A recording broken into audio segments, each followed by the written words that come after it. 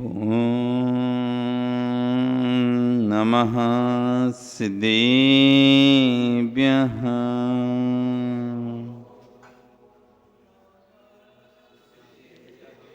ॐ नमः सिद्धेभ्यः।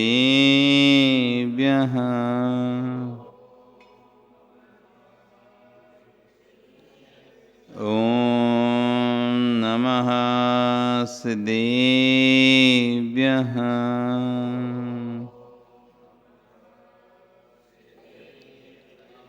तिर्यणि खग्गिणाय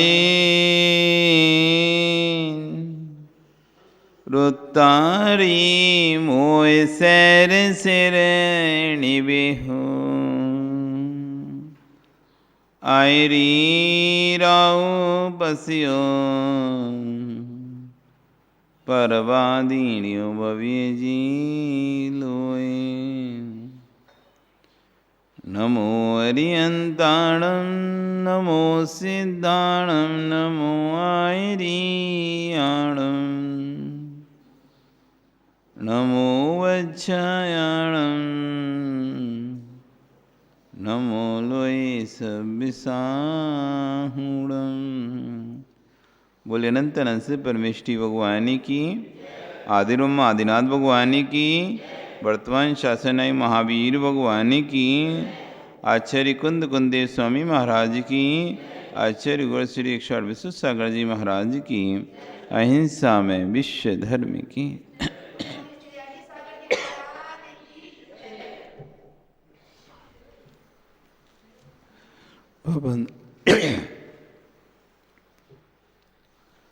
बंधु,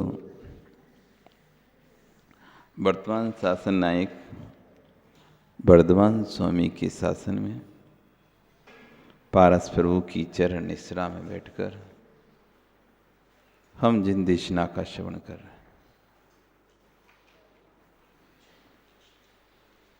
कल यहाँ पर आचार्य भगवान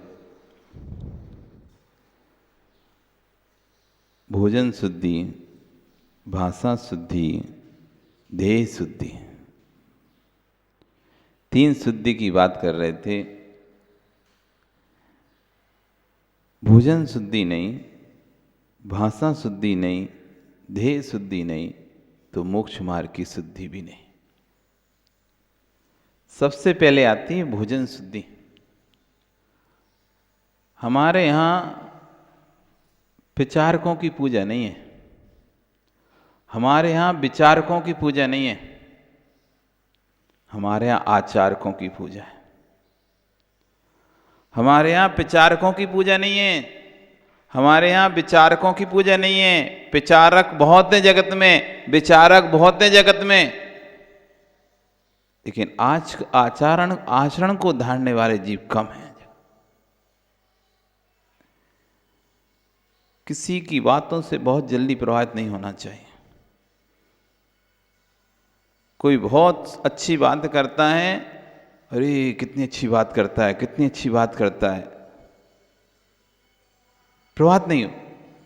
बातें अच्छी करता है, भोजन क्या करता है ये पता करो पहले। बातें अच्छी करता है, भोजन क्या करता है। ऐसे ऐसे विचारक हुए हमारे देश में, जिन्होंने बहुत अच्छी अच्छी बातें करते थे, लेकिन जब उनकी भोजन देखा जाए तो जीवों का पिंड खाते हैं, मांस खा रहे हैं, भोजन के रूप में मांस खा रहे हैं, और जीव दया की बात कर रहे हैं,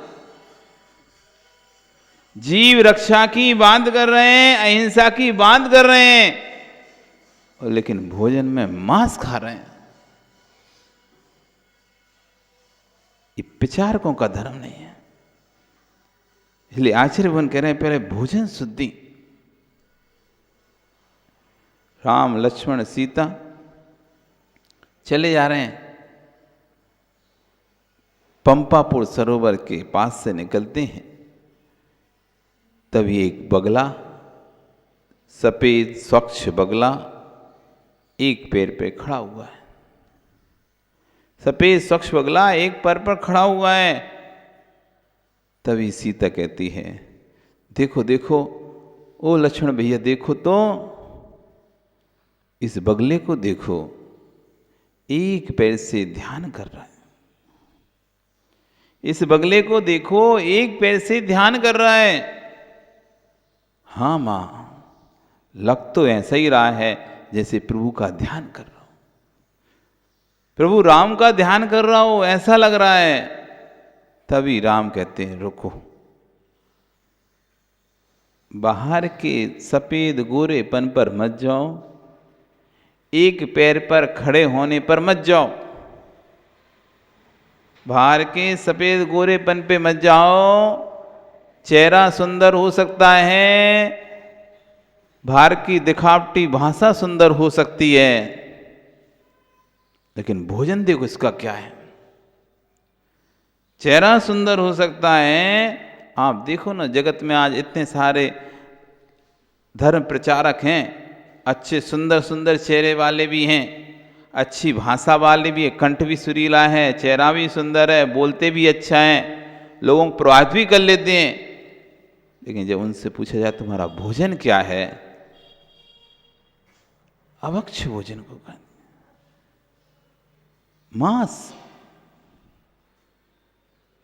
मांस भक्षी,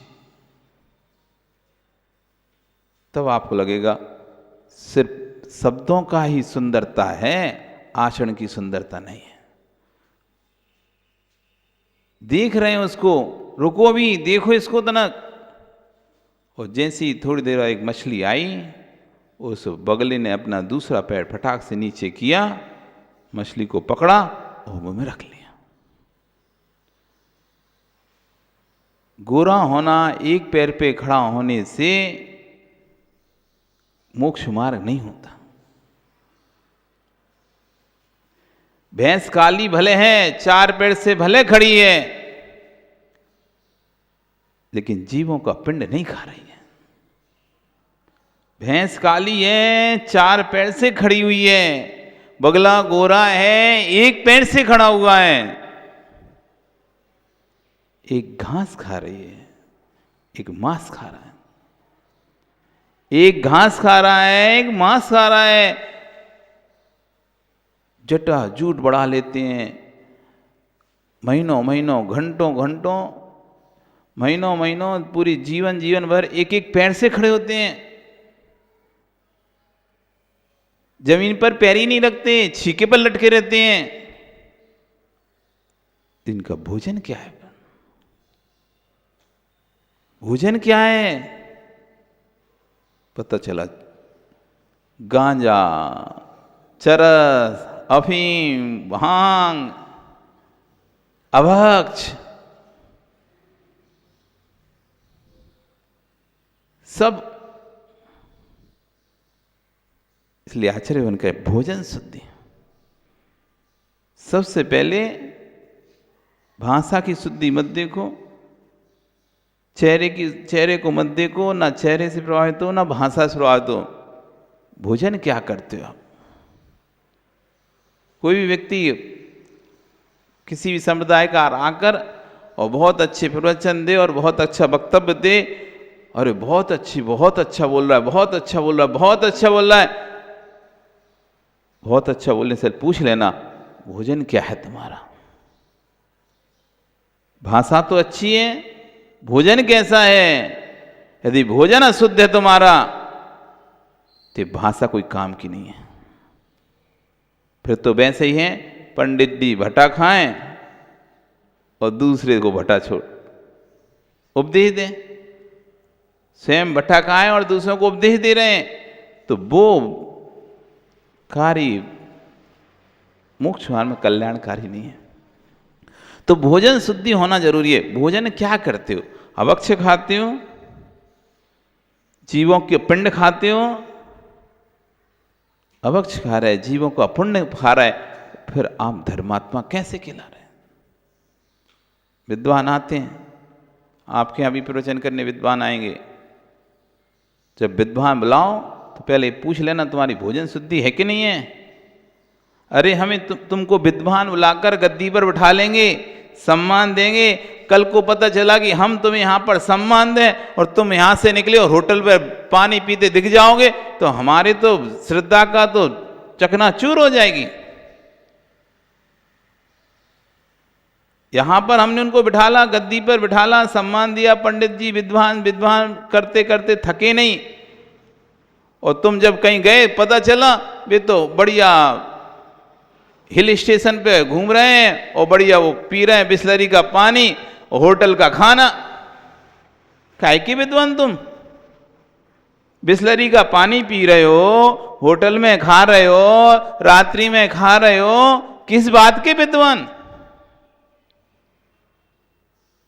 इसलिए किसी को जब बुलाओ विनोद जी तो पहले पूछ लिया करो भोजन शुद्धि है कि नहीं है।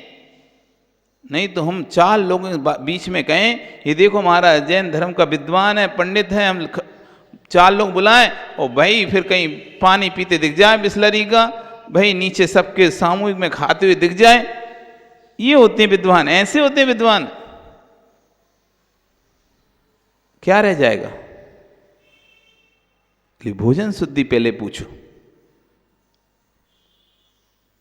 हमें नहीं चाहिए अच्छा सुंदर चेहरा हो, कोई जरूरी नहीं सुंदर चेहरा हो, कोई जरूरी नहीं इतनी सुरीली आवाज हो। पहले आप ही बताइए, आप जैन धर्म का प्रतिनिधित्व करके नहीं आ रहे हो, कोई सभा बुलाया आपने, उसको जैन धर्म का प्रतिनिधित्व के रूप में उसको बिठा रहे हो आप सामने, भोजन शुद्धि है कि नहीं है? क्योंकि व्यक्ति जितना ऊंचा बिठालना चाहता है उतना ऊंचा देखना चाहता है। व्यक्ति जितना ऊंचा बिठालता है ना किसी को, उतना ऊंचा उसे देखना भी चाहता है।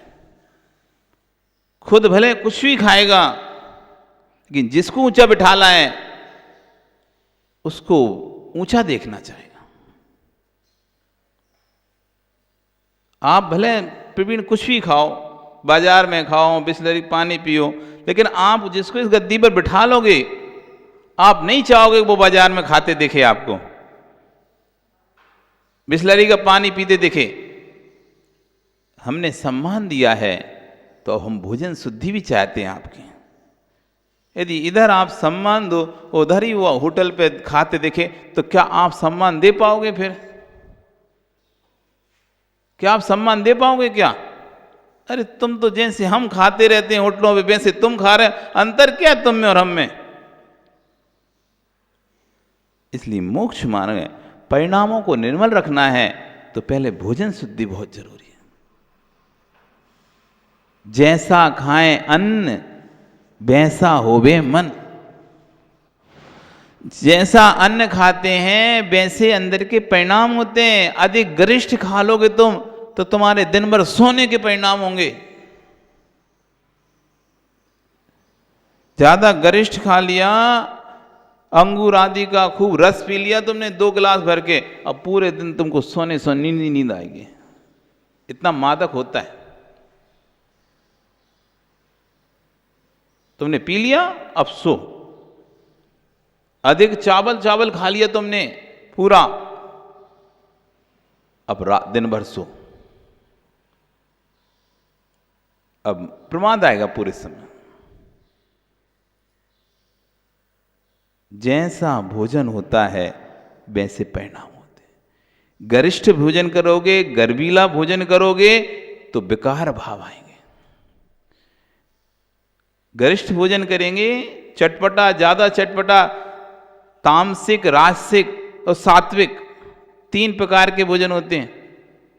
तामसिक, राजसिक और सात्विक। तामसिक अभक्ष्य, मांस मछली आदि ये तामसिक भोजन है। अधिक मिर्ची तला हुआ भोजन, एकदम तेल ही तेल दिखाई दे रहा, मिर्ची दिखाई देने से बघार एकदम चटपटा, जिसे आप कहते ये तामसिक भोजन है। पाप क्रियाओं को बढ़ाता है। 56 भोग बना के रखें, राजसिक भोजन है। सात्विक भोजन, दाल रोटी खाओ, प्रभु के गुण गाओ, सात्विक भोजन। ना अधिक घी, ना अधिक तेल, ना अधिक मीठा, सात्विक। सामान्य जो भोजन है ये सात्विक भोजन है। पूड़ी पकौड़ा, तला, मीठा ज़्यादा, ये सब राजसिक भोजन हो गया। और तामसिक भोजन अधिक गरिष्ठ गर्वीला, जिससे तमस क्रियाएं, पाप क्रियाएं बढ़ती हों, अभक्ष, मांस आदि, ये सब तामसिक भोजन। इसलिए सात्विक भोजन करना चाहिए। परिणामों को शुद्ध रखना है, निर्मल रखना है। इसी के यदि परिणाम ज़्यादा खराब होते हों, बेकार आते हों, अपनी भोजन की शुद्धि गड़बड़ है उसकी। परिणाम खराब हो रहे हैं आपके, कहीं ना कहीं भोजन की शुद्धि गड़बड़ है आपकी। आप राजसिक भोजन कर रहे हो, गरिष्ठ भोजन कर रहे हो, काजू खा रहे हो, काजू खाएगा तो परिणाम तो खराब होंगे। अधिक गरिष्ठ भोजन कर रहे हो, खूब खीर पापड़ पपड़ियाँ खूब खा रहे हो, खीर खाते चले जा रहे हो, खूब पूड़ी खा रहे हो, पूरी पराठे खा रहे हो, बासी रोटियां खा रहे हो, ये सब आपको विकार पैदा करेंगे। बासी रोटियां भी परिणामों को खराब करती हैं। आप लोग चलन है ना, जो बासी रोटी को चाय के साथ खाना, नाश्ता, ये परिणामों को विकार पैदा करते हैं।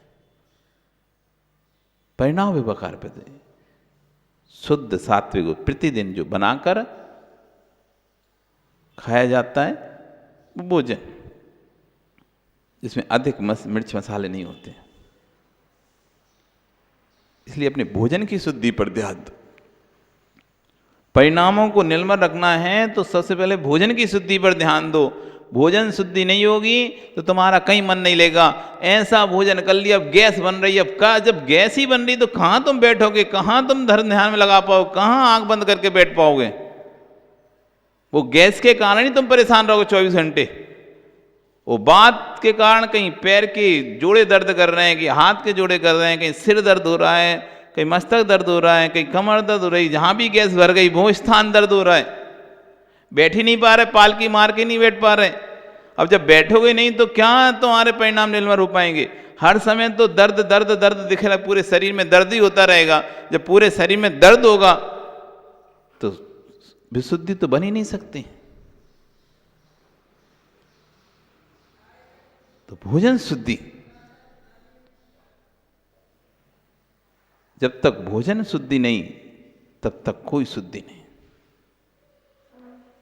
फिर दूसरी कह रहे हैं भाषा शुद्धि। वचनम किम दरिद्रता, वचनम किम दरिद्रता, अच्छे वचन बोलने में क्या जाता है। हितकारी, हित मित प्रिय वचन बोलने में हमारा क्या जाता है। जब भी बोलो हितकारी बोलो, मितकारी बोलो, प्रिय बोलो, कलहकारी भांड वचनों का त्याग करो। ऐसे वचनों को मत बोलो जिससे कि बने काम बिगड़ जाएं। ऐसे वचनों को मत बोलो कि बनी हुई दोस्ती लड़ाई में बदल जाए। हम मजाक मजाक में ऐसे वचन को बोल देते हैं, ऐसे वचन बोल देते हैं कि बनता बनता काम भी बिगड़ जाता है। और फिर हम धीरे से कहते हैं अरे हम तो ऐसी मजाक कर रहे थे। अरे तुमने तो मजाक किया था, सामने वाले का बना हुआ काम बिगड़ गया। तुमने तो मजाक किया था, उसका घर उजड़ गया। अरे मजाक मजाक में बड़ी कभी कभी ऐसी हो जाती हैं, लड़ाइयाँ हो जाती हैं, बात कुछ रहती नहीं है, मजाक से शुरू हुई थी और फिर एक दूसरे की प्राण पे खत्म होती है। इसलिए भाषा शुद्धि का ध्यान रखो, ऐसे शब्दों का उपयोग मत करो। और जब जब आपको लगे कि अब हमारे परिणाम खराब हो रहे हैं भाषा से, या हमारी भाषा बिगड़ने लगी है।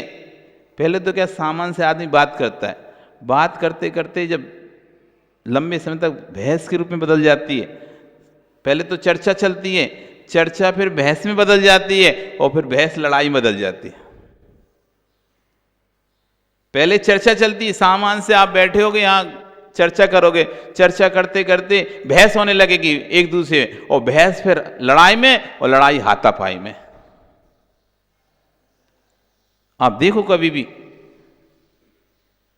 आप सामान से चल रही, अरे आप ही बोलो, अरे अभी अच्छे से बात कर रहे थे, क्या हो गया तुम्हें अचानक बहस क्यों कर रहे हो? अच्छे से बात कर रहे थे, अच्छे बात करते करते कब वो बात बहस में बदल जाती है। सामने वाला, दोनों पक्ष एक दूसरे अपने अपने अड़े हुए हैं, अब धीरे धीरे अड़े, कब पता नहीं, अब अपने सम्मान पे आ गई वो बातें। बात करते करते अब वो इज्जत की जाती है, मैं तो झुकूंगा नहीं अपनी बात से, वो भी कहता है मैं भी नहीं झुकूंगा अपनी बात से, और धीरे धीरे धीरे धीरे वो बहस में बदल जाती है, और बहस फिर लड़ाई झगड़े में बदल जाता है। पहले मुंह से होता है, और फिर धीरे धीरे थोड़ा और नहीं संभला तो हाथों से होने लगता है। देखते देखते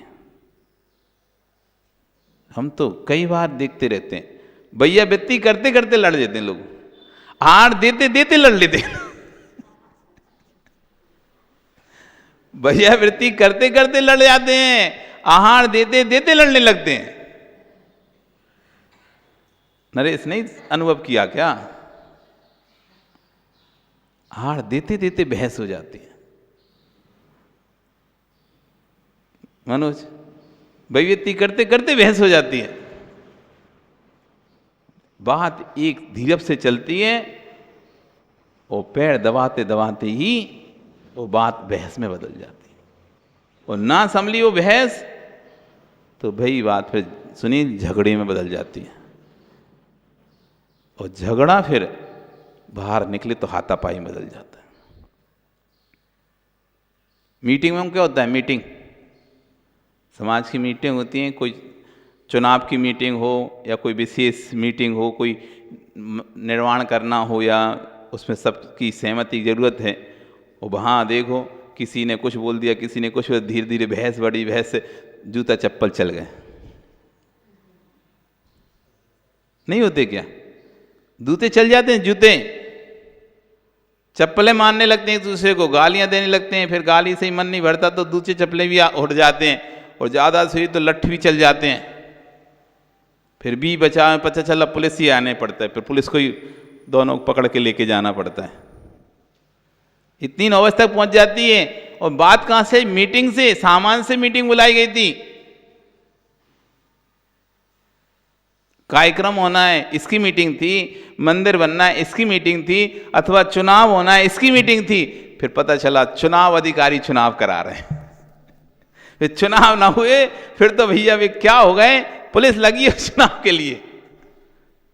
जहां जहां बड़े बड़े ट्रस्ट होते हैं, बड़े संपत्ति जिन ट्रस्टों में अधिक होती है, तो बाद में पता चलता है अब ट्रस्ट का अध्यक्ष ही डीएम को बना दिया, कलेक्टर को बना दिया, मजिस्ट्रेट को बना दिया, क्योंकि तुम तो लड़ रहे थे आपस में। अब जब तक निर्णय नहीं होगा तो अदालत ने कह दिया ये तुम्हारा ट्रस्ट की संपत्ति का अधिकारी ये जिला अधिकारी होगा, कलेक्टर होगा, मजिस्ट्रेट होगा, डीएम होगा। अब तुम हर काम के लिए दस्तखत कराने चाहो। अब एक छोटा सा ही निर्माण करना आना है तो पूरी जानकारी दो, परमिशन लो, तब जाके तुम इतना सा निर्माण। कहाँ बस हुआ कब था? एक सामान से मीटिंग रखी गई थी, मीटिंग में प्रस्ताव था, उस प्रस्ताव पर चर्चा हुई, चर्चा से बहस बढ़ी, बहस से गाली गलौज पे हो गई, गाली गलौज से हाथापाई पे हो गई, हाथापाई से लठ चल गए, लठ चली तो केस बने, पुलिस तक आ गई, पुलिस बनी तो केस बना, केस बना तो लो उसका निर्णय हुआ कि जब तक ये इसका पूर्ण निर्णय नहीं होता तब तक इसका अधिकार जिलाधिकारी को दिया जाता है। अब तुम्हारी पूरी संपत्ति का मालिक उसको बना दिया, तीसरे व्यक्ति को इन्वॉल्व हो गया। अब वो अब एक एक चीज वॉच कर रहा है, कितना पैसा आता है दान, कितना क्या आ रहा है, कितना क्या नहीं आ रहा। तो कहां से चल? भाषा शुद्धि नहीं होने से सारे काम बैठ गए। प्रशासन को बीच में धार्मिक क्षेत्रों में इन्वॉल्व होना पड़ रहा है, इसका मतलब ये कि भाषा शुद्धि इनकी थी नहीं, आपस में बैठ के निपटा नहीं पाए, इसलिए तीसरे को बीच में लेके आना पड़ रहा। अब फिर तुम आंदोलन कर रहे हो, फिर अनशन में बैठ रहे हो, हमारी चीज हमको दो, हमारी चीज हमको दो। अरे तुम्हारी चीज तुम्हारी ही थी,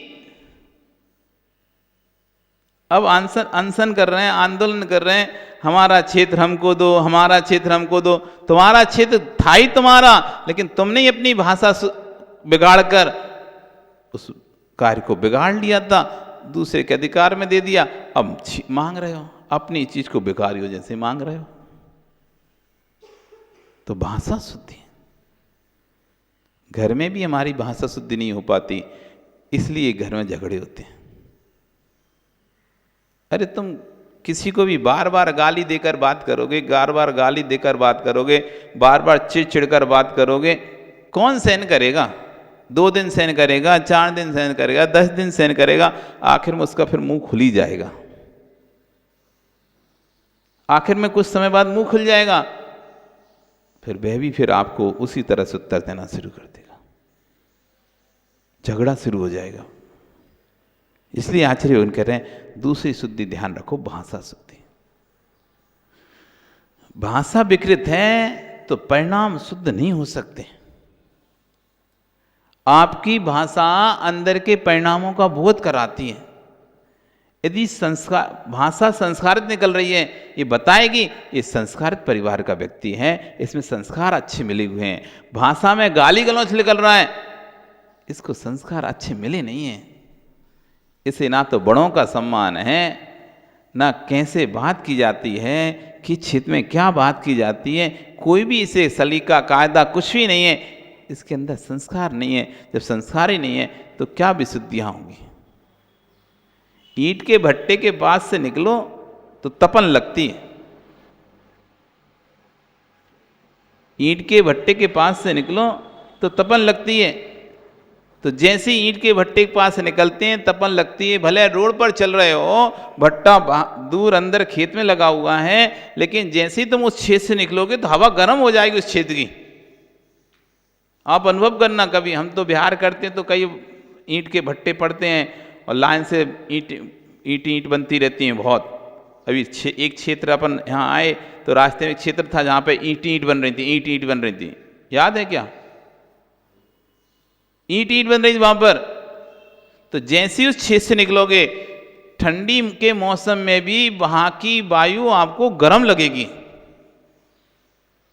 कितना भी ठंडी का मौसम होगा, वो वहाँ से आप निकलोगे तो वायु गर्म आपको लगेगी, गर्म लगेगी। समझ जाओगे ये उष्णता, ये भट्टा चालू है, कुछ नहीं भी दिख रहा उसको आपको, तो ईंटों से ढका है, खाली भी वैसे ही दिखता है, भरा भी वैसे ही दिखता है, चालू हो तब भी वैसे ही रहता है, भरा बंद हो तब भी वैसे, ऊपर से तो एक से ही दिखता है क्योंकि आग तो अंदर रहती है उसकी। लेकिन जैसे ही उसकी बाहर की हवा लगती है तो आप समझ जाते हैं भट्टा चालू है, ईंट का भट्टा चालू है, इसके अंदर आग है। और जब कुछ नहीं लगता, ठंडी हवा आ रही है, ईंट का भट्टा होने के बाद हवा ठंडी लग रही है, उसके पास से कोई तपन नहीं लग रही, तो आप समझ जाते ईंट का भट्टा शांत है, बंद है, यहाँ पे अभी ईंट बन नहीं रही, काम अभी बंद है, चालू नहीं है। ऐसी जिसकी भाषा की गर्मी तेज है,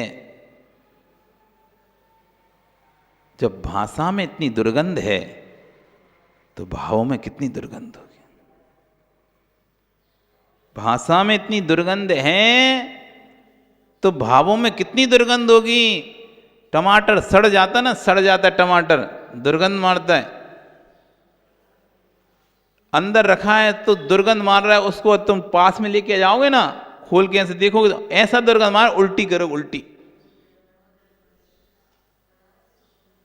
जब बाहरी इतनी दुर्गंध फेंक रहा है तो अंदर कितना दुर्गंधित हो गया। जिसकी बाहर की भाषा इतनी खराब है, अंदर के परिणाम कितने खराब होंगे। इसलिए भाषा शुद्धि पर ध्यान, भाषा शुद्धि।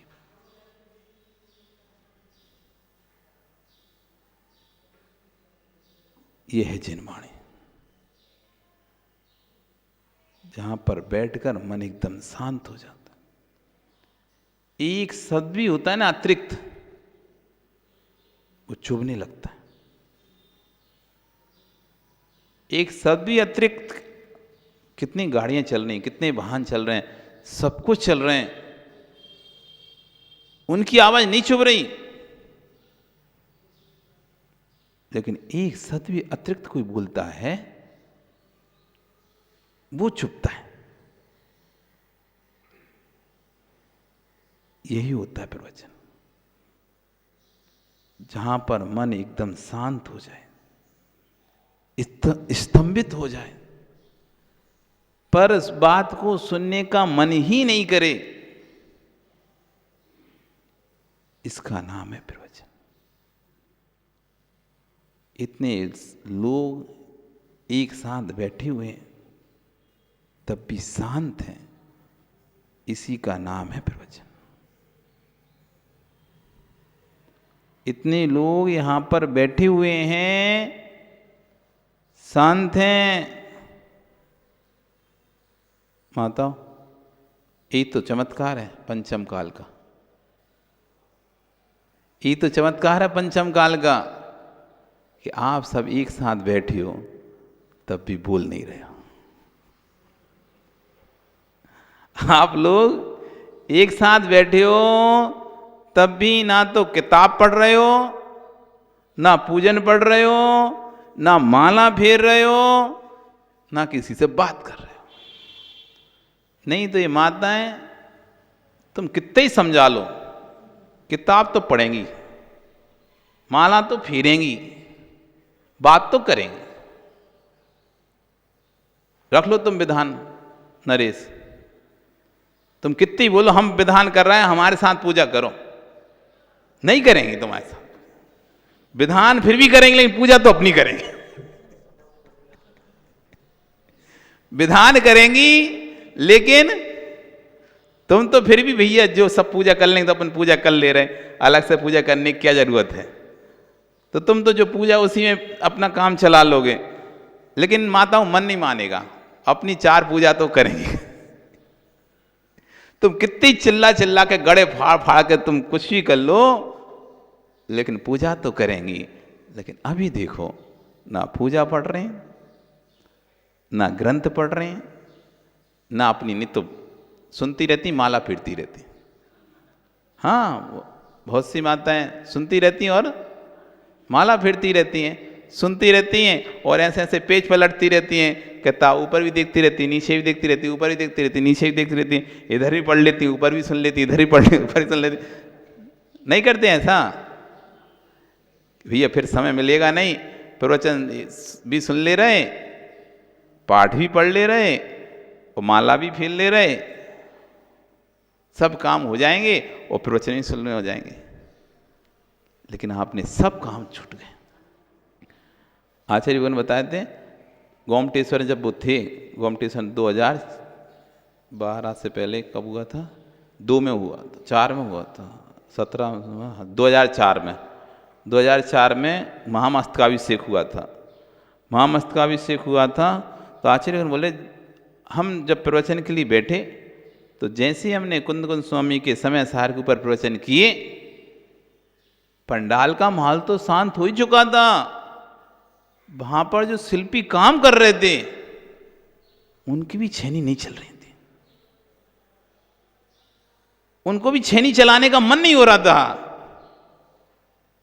पंडाल के बाहर जहां काम कर रहे थे लोग, उनको भी काम करने का मन नहीं हो रहा था, वो भी अपने हाथ का काम छोड़कर सुनने बैठ गए थे। जब कोई चीज अच्छी लगती है ना तो हाथ के काम, हाथ नहीं चलता। आप देख लो, टीवी चल रही हो आपके घर में, टीवी चल रही हो, आप भले घर में काम कर रहे हो, लेकिन कोई ऐसी कान में चीज पड़ रही हो जो अरे इसको ध्यान से सुनना है, और तुम यदि उसे ध्यान से सुनोगे हाथ का काम नहीं कर पाओगे। थोड़ी देर के लिए आप उसको रोकना पड़ेगा, काम करते करते ध्यान नहीं लग पाता, तो आप थोड़ी देर के लिए हाथ रोकोगे। फोन पे ही बात करते हैं ना आप, फोन पे ही बात करते हैं, तो कोई ऐसी बात है, महत्वपूर्ण बात है, आप हाथ का काम होते, 1 मिनट रुकना, अब बताओ, हाथ का काम को रोक के नहीं, हाँ क्या हुआ, जब अंदर से सुनते हैं तो काम नहीं होता। इसलिए आपसे माला नहीं फिर रही अभी, क्योंकि आप अंदर से सुन रहे जिनवाणी को। तो जो अंदर से सुनेगा वो दूसरा काम कर ही नहीं सकता, और जो दूसरा काम कर रहा है ये तो सिर्फ मात बैठा हुआ है यहां पे सभा में, ये जिनवाणी को नहीं सुन रहा है, नहीं सुन रहा है वो बिल्कुल। एक समय में एक ही उपयोग होता है, एक समय में मनोज एक ही उपयोग होता है, अनिल एक ही उपयोग होता है, 2 उपयोग नहीं होते। आपको लगता है कि आप हमें देख रहे हो और सुन रहे हो, वास्तव में जिस समय आप हमें देख रहे हो उस समय सुन नहीं रहे, जिस समय सुन रहे हो उस समय देख नहीं रहे। इतना सूक्ष्म परिणामन है उपयोग का, हम पकड़ नहीं पा रहे। लेकिन जिस समय हम देखते हैं उस समय सुनते नहीं हैं, जिस समय सुन रहे हैं उस समय देखते नहीं हैं, जिस समय बोल रहे हैं उस समय देख नहीं रहे, जिस समय देख रहे हैं उस समय बोले, देखते हुए नहीं देख पा रहे। प्रैक्टिकल कराएं। कई बार ऐसा होता है, सामने से व्यक्ति निकल जाता है, सामने से आपके व्यक्ति निकल जाता है, लेकिन नवीन तुम्हें पता ही नहीं चलता कोई निकल गया तुम्हारे बगल से। तुम्हारे एक सुई गिरे से तुम्हें आवाज समझ में आ जाए, लेकिन कोई बगल से व्यक्ति निकल गया तुम्हें पता ही नहीं चला कब निकल गया।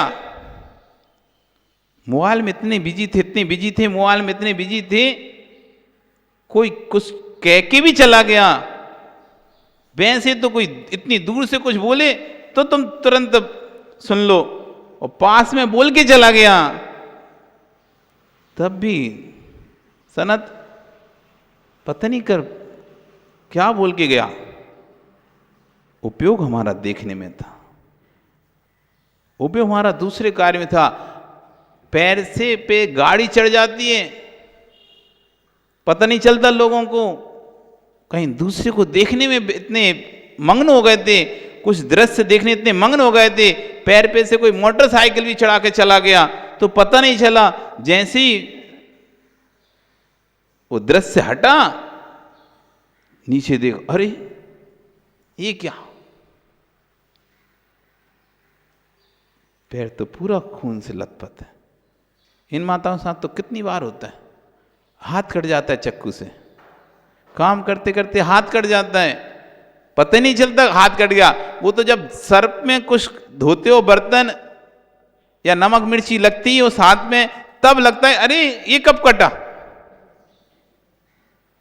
ये कब कटा, पता नहीं चला, कट गया पता नहीं चला। काम करते करते कितनी बार छिक जाते हो आप, करीले से तवा से छिक जाते हैं, उस समय इतना काम का प्रेशर होता है वो ध्यान ही नहीं देते, कुछ नहीं ऐसे ही करके चलो। लेकिन बाद में जब कमरे पर आते हो सारे काम, फिर वो जलन करता है, अब जलन करता है, अब चिल्ला रहे हो हमको जल गया जल गया जल गया, ट्यूब लगाओ इस पे ये करो।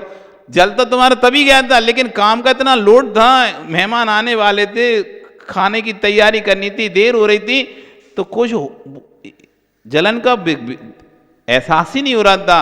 लेकिन जैसे ही सारा काम निपटा, कक्ष में तुम आए, अब वो जलना शुरू हो गया, उपयोग पहुंच गया, उपयोग पहुंच गया। जिनवाणी वही जिनवाणी है जिसमें मन स्थिर हो जाता हो, जिनवाणी वही जिनवाणी है जिसमें मन स्थिर हो। वो जिनवाणी जिनवाणी नहीं जिससे मन में विकल्प पैदा हो जाए, आपस में झगड़े हो जाएं।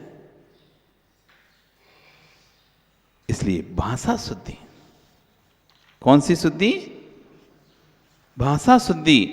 अब कह रहे हैं अंतिम देह शुद्धि। आचार्य भगवान इसके ऊपर बोल रहे हैं देह शुद्धि। इन तीनों शुद्धियों को ध्यान रखना पड़ेगा।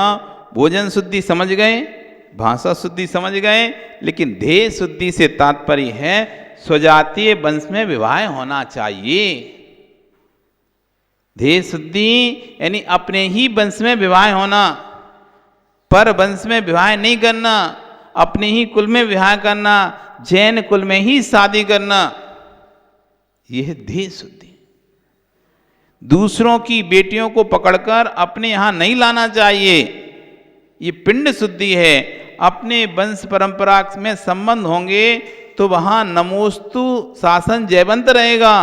दूसरे से संबंध हो जाएंगे तो खिचड़ी पकना प्रारंभ हो जाएगा। दूसरी लड़की ले आए, अब खिचड़ी हो गई तुम्हारे घर में। मां कहेगी बेटा अमुक बटिया पर पानी डाल के आओ, पिता कहेगा भगवान का अभिषेक करके आओ। अब दो जगह की खिचड़ी हो गई ना। नाना के घर जाएगा तो अमुक बटिया पे अब पानी डाल के आओ, इधर प्रसाद चढ़ा के आओ, उधर जाओ। और जब दादा घर में रहेगा तो दादा कहेगा भगवान का अभिषेक करके आओ, साधु को हार दे के आओ। अब बेचारा खिचड़ी बन गया तो बेटा कहेगा मुझे कुछ नहीं करना, ना बटिया पे पानी डालना, ना भगवान का अभिषेक करना। उस घर में युद्ध होना है।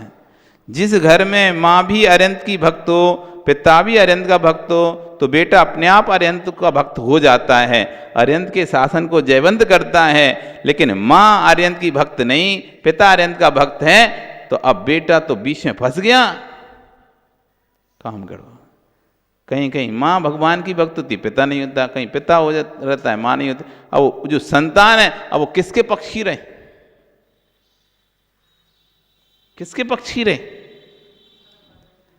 सनातन धर्म को आगे लेकर चलना है तो ध्येय शुद्धि पर ध्यान रखना होगा। यदि तुम जिन शासन को कुछ भी नहीं दे सकते हो तो कम से कम एक सुसंस्कारित बेटा बेटी तो देकर जाओ। अच्छा कुछ नहीं दे पा रहे तो सुसंस्कारित एक बेटा बेटी तो देकर जाओ। यदि नमोकार का पाठ करने वाला पुत्र पुत्री भी मिल गया तो जिन शासन अपने आप आगे चलेगा। ज्ञानी द्रव्य शुद्धि नहीं हो तो विश्वास रखना भाव की शुद्धि भी नहीं होगी। भाव शुद्धि का साधन है द्रव्य शुद्धि। जितना द्रव्य शुद्ध होगा उतनी उमंग होगी। भगवान के पूजन का द्रव्य जितना उज्जवल होगा, उत्कृष्ट होगा, उतना पूजन करने का आनंद आएगा। इसलिए अपना द्रव्य लेके आए करो। मंदिर में कितना भी आपको द्रव्य धुला मिल जाए तो अपने साथ अपनी बड़ी बड़ी बादाम लेके आओ, बड़ी बड़ी चिटकी लेके आओ। देखना तुम चढ़ाने में आनंद आएगा। लगी हुई थाली से पूजन करना और अपने घर से द्रव्य लाकर थाली लगा के पूजन करना, लाख गुना अंतर पड़ेगा।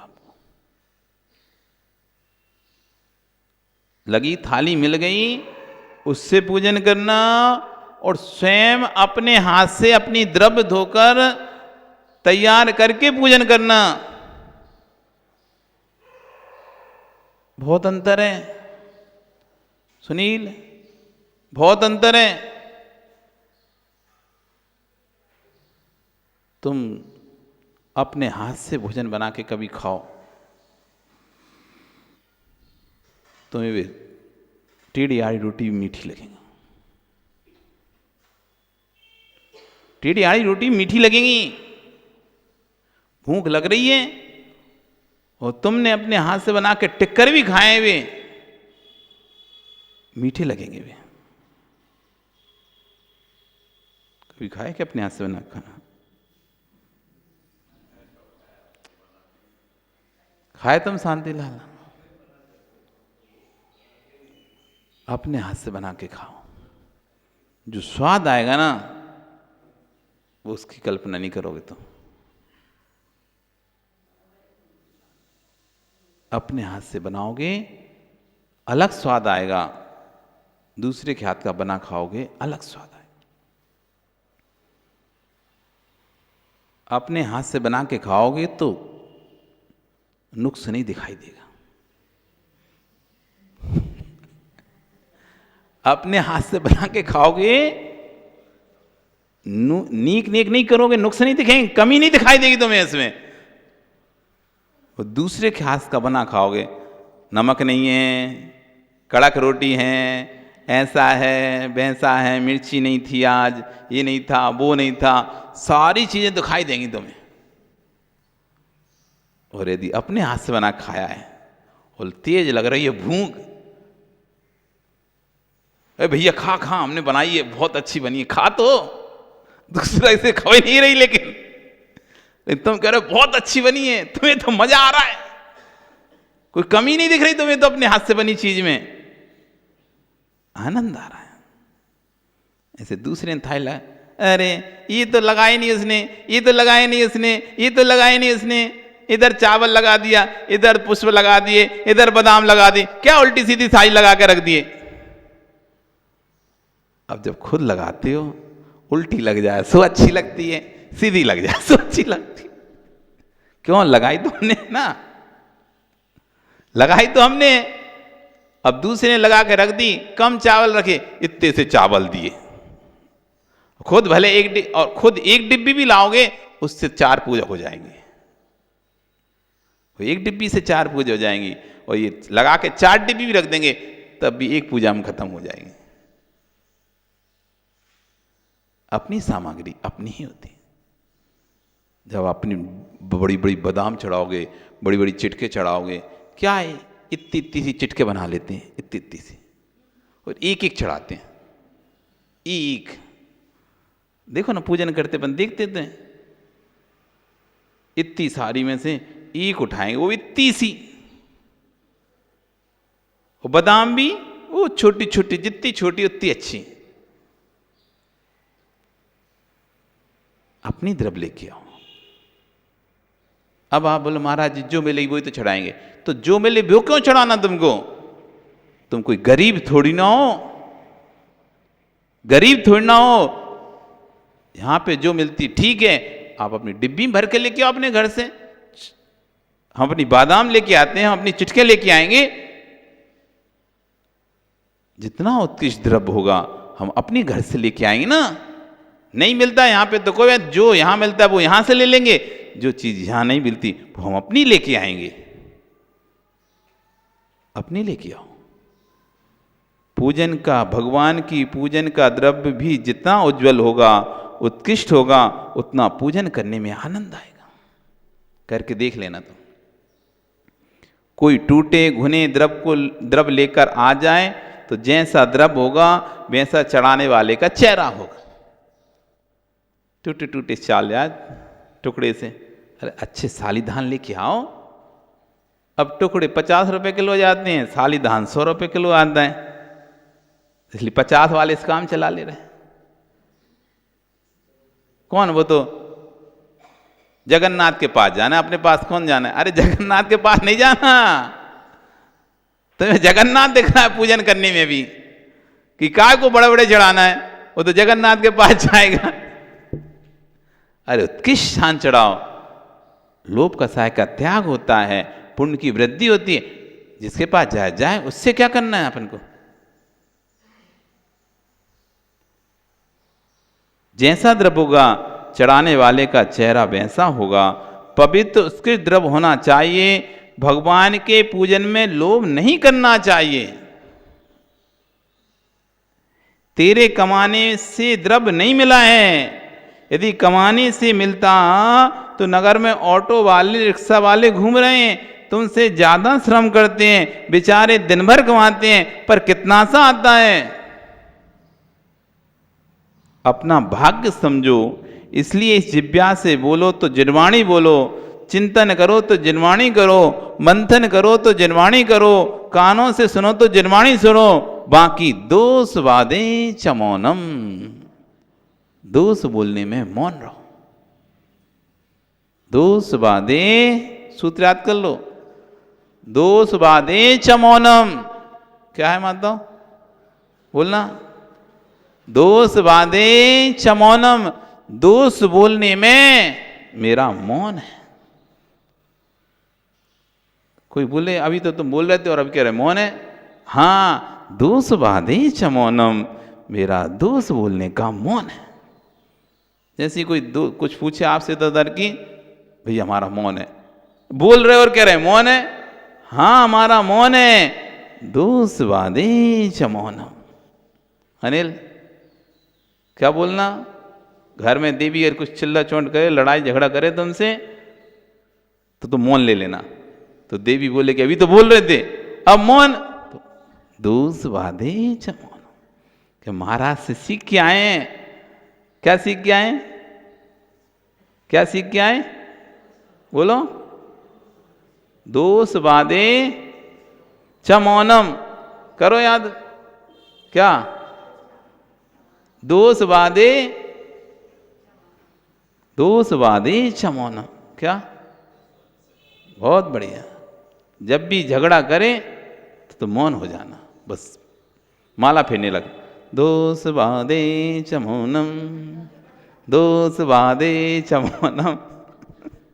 उत्तर ही नहीं देना बने, कोई उत्तर नहीं देना, नवीन उत्तर ही नहीं देना। दोष बाधे च मौनम, दोष के बोलने पर जो धर्मात्मा है वो मौन हो जाता।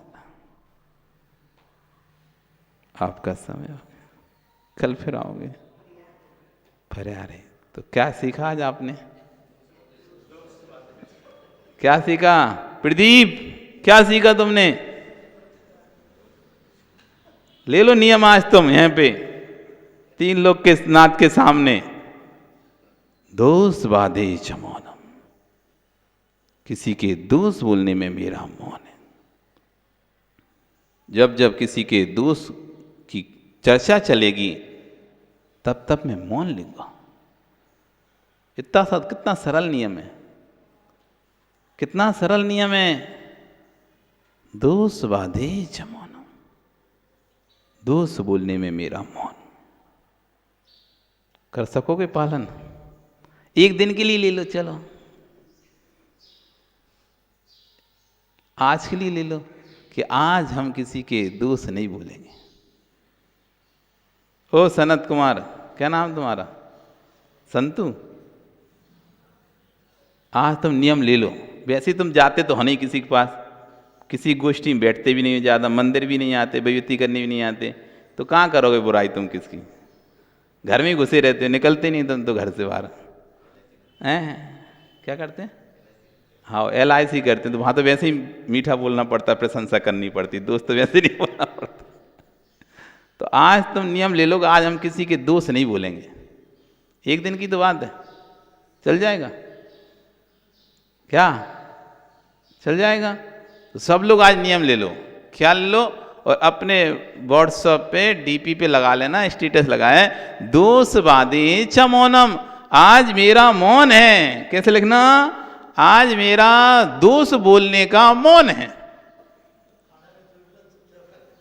दोष बोलने का मौन है, तुम्हारी देवी खुश हो जाएगी। अच्छा परमेश्वरों, अब आज चिल्ला चोट नहीं कर रहा, चुपचाप जो दिया खा लिया। ठीक है फिर पक्का रहा। नवीन, दोष बाधे च मौनम। अनिल, आज तुम भी मत बोलना, वो भी नहीं बोलेगी, दोनों नहीं बोलेगी, दोनों ही यहां बैठे। दोष बाधे च मौनम, मेरा दोष बोलने का मौन है। बोली भगवान महावीर स्वामी की।